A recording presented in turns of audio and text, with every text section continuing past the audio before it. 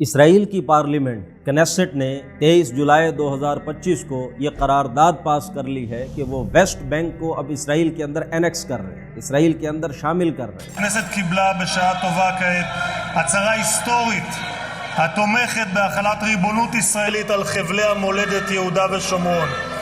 זוהי זכות גדולה להיות יושב ראש הכנסת שאומרת בקול ברור וברוב מוצק: זו ארצנו, זה ביתנו. ארץ ישראל شیخت לעם ישראל. آپ جانتے ہیں فلسطینی ریاست جو بھی وہ بنانا چاہ رہے ہیں یا جو ان کا مطالبہ ہے، دو ہی علاقے اس میں شامل ہیں، ویسٹ بینک کا اور دوسرا غزہ سٹرپ تھی۔ غزہ سٹرپ کا جو حشر اسرائیل نے کیا وہ تو ہم نے دیکھ لیا اور ابھی دیکھ بھی رہے ہیں۔ اب باری آ گئی ویسٹ بینک کی۔ اب تک انٹرنیشنل لا کے مطابق ویسٹ بینک یہ پیلسٹینین ٹیریٹوری تھا اور یہ آکیوپیشن تھا اسرائیل کا اس کے اوپر، ہاں جی، غیر قانونی طور پر قابض تھے، اور 7 لاکھ یہودی کم و بیش وہاں ویسٹ بینک کے اندر انہوں نے سیٹل کر رکھے تھے۔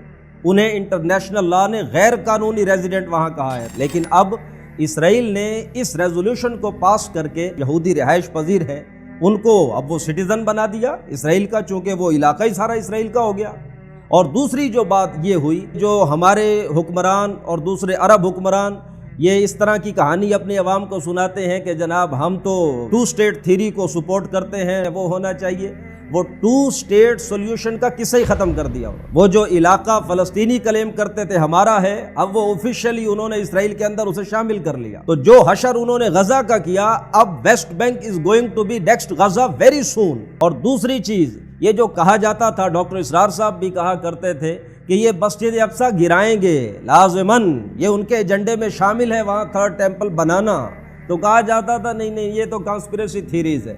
اب آپ دیکھ رہے ہیں انہوں نے اپنی انٹینشنز بڑی کلیئرلی بتا دی ہیں کہ یہ علاقہ ویسٹ بینک کا آفیشیلی وہ اسرائیل کا حصہ وہ اسے بنا لیا انہوں نے، اور اب جو ہمارے یہ مقدس مقامات ہیں، ایسٹ یروشلم ظاہر ہے وہیں پر ہے۔ تو اب جب وہ علاقہ انہی کا، وہ ملک انہی کا، تو اس میں موجود بلڈنگز کے ساتھ وہ جو چاہیں سلوک کریں، وہ تو آفیشیلی لافلی قانونی طور پر خود کو جائز سمجھیں گے یہ کہ مسجد اقصی کو گرائیں اور اس کی جگہ اپنا 3rd ٹیمپل بنائیں۔ تو یہ ہمیں اس وقت ظاہر ہے ہم بندوق تو نہیں اٹھا سکتے، ہمارے لیے کرنے کا کام یہی ہے کہ شعور دیں، آگہی دیں، ہیش ٹیگز لگائیں، ویک اپ امہ کی بات کریں، ان ہمارے حکمرانوں کو غیرت دلائیں، بالخصوص عرب حکمران۔ اس وقت ان کی کیفیت پتہ کیا ہے؟ جیسے صبح کو کسائی اپنا یہ کاروبار شروع کرتا ہے، گوشت دینے والا برائلر، تو وہ جب گاہک آتا ہے، ڈربا ہوتا ہے، کھول کے اس میں سے ایک مرغی نکالتا ہے، تو مرغیاں ساری ڈر جاتی ہیں ہمیں نہ پکڑ لے، لیکن جب ایک کو نکال لیا باقی مطمئن ہو جاتی ہے کہ ہم بچ گئے۔ لیکن کیا وہ بچ گئی؟ نہیں، اسی دن سب کی باری آنی ہے۔